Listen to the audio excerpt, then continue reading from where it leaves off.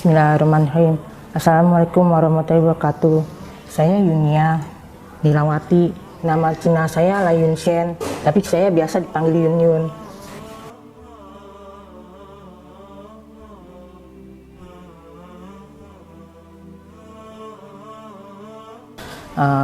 Saya anak paling besar. Adik saya 2. Papa mama saya keturunan Cina juga, tapi nggak asli dari Cina.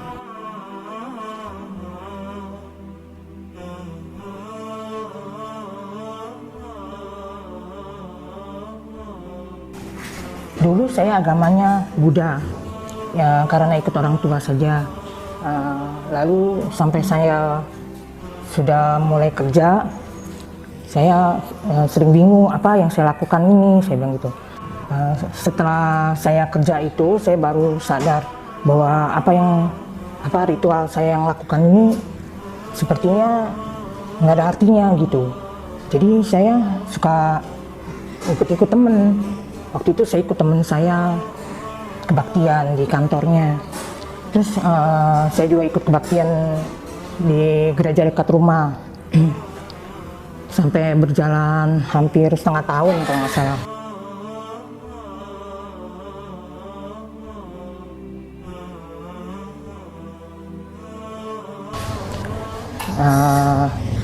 Setelah itu saya ketemu teman satu gedung tapi bukan satu kantor. Teman itu sering ketemu, sering main gitu, terus nanya-nanya sama saya, soalnya dia sering lihat saya ikut kebaktian. Dia meminjamkan, dia bilang mau nggak baca buku Islam katanya gitu, baca-baca buku. Saya bilang boleh, baca-baca buku aja nggak apa-apa, saya bilang gitu. Jadi saya coba baca-baca, ada satu bukunya yang menarik, yaitu judulnya Mengenal Kebenaran Yesus dalam versi Islam dan Kristen.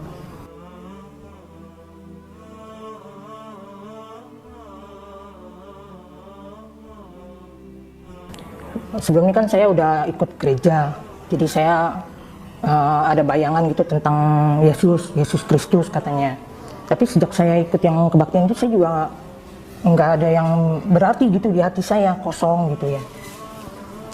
Terus sesudah saya baca satu buku itu, saya senang gitu, kayaknya kena di hati saya rasa adem. Terus saya banyak-banyak baca buku lagi. Akhirnya saya penasaran, saya tanya sama teman saya itu, kalau mau masuk Islam tuh bagaimana caranya, saya bilang gitu. Terus dia bilang, serius kamu mau masuk Islam, dia bilang. Harus baca syahadat, dia bilang.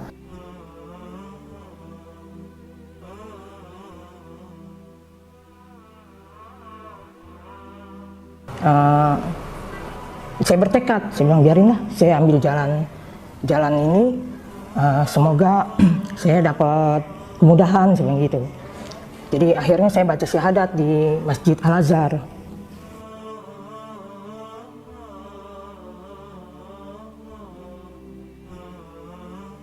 Saya diam-diam, orang tua saya nggak tahu.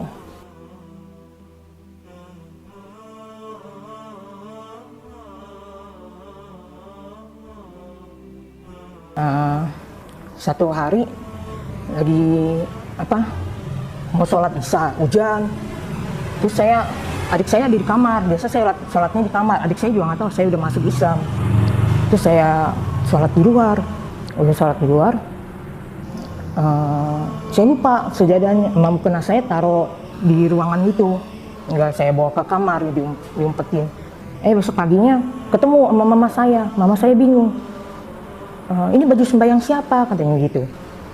Terus saya diem aja, aduh iya saya lupa, saya bilang. Terus ditanyain ke pembantu bilang itu bukan punya saya, dia bilang gitu. Punya siapa ini, dia teriak-teriak, mama saya marah-marah terus. Akhirnya saya ngaku, punya Yun, saya bilang gitu.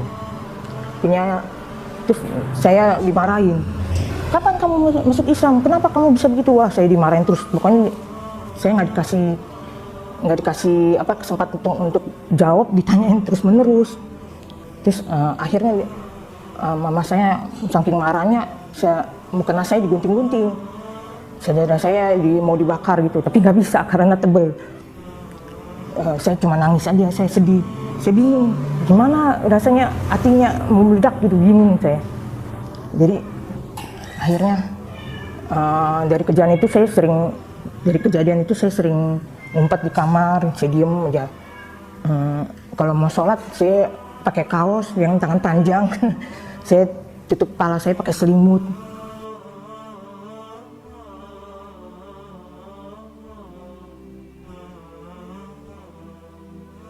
Ya, saya mendapat banyak tekanan di rumah, sampai satu waktu mama saya saking marahnya dia lempar pisau ke saya.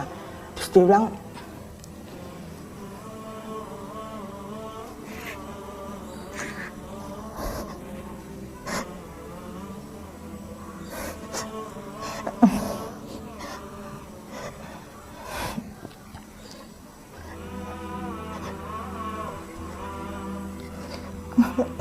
kata mama saya, kamu harus bunuh mama atau keluar dari Islam. Saya nggak bisa jawab, saya sedih banget waktu itu. Saya kalau lagi suka terbayang gitu, saya suka sedih gitu. Soalnya waktu itu mama saya sampai pukul-pukul dirinya sendiri. Saya seperti menyiksa mama saya sedih gitu loh.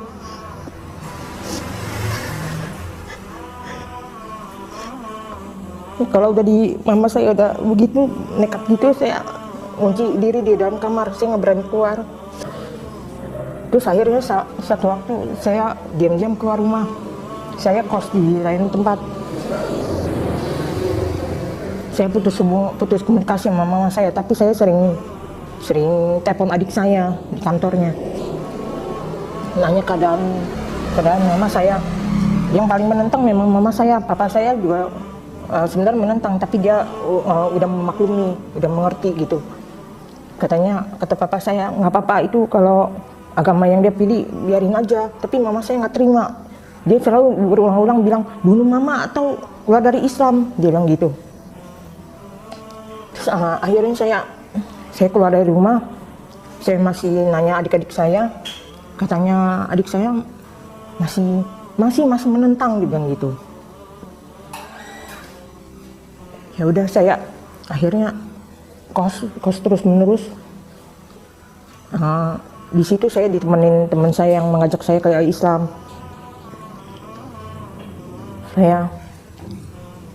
Setiap hari saya bingung gitu. Soalnya zaman dulu kan belum begitu banyak yayasan seperti sekarang yang bisa untuk konsultasi atau minta bimbingan. Jadi saya banyak baca buku aja, menjalani ibadah dengan buku.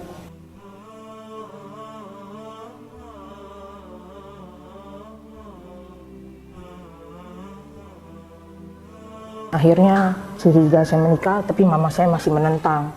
Dia terus menentang. Kalau saya telepon, mama saya selalu menanyakan, udah keluar dari Islam belum? Katanya gitu. Kamu harus keluar dari Islam, dia bilang.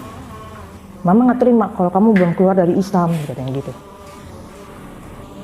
Ya saya kalau udah gitu, saya suka bilang, ya nggak akan lepas dari Islam asal mama tahu aja, saya bilang gitu. Tapi mama saya tetap dia menentang terus menerus. Sesudah saya menikah itu, saya akhirnya punya anak. Nah sejak saya punya anak, mama saya mulai lembut hatinya, dia mau menerima. Jadi tapi kalau saya sembahyang, dia nggak kasih juga. Dia bilang nggak usah begitu, nggak usah sembahyang, katanya gitu. Jadi saya kalau mau sholat saya suka diam-diam curi waktu.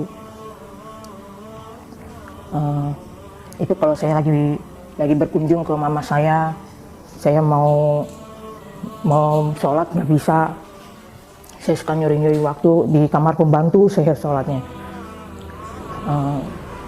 Tapi bertambah waktu,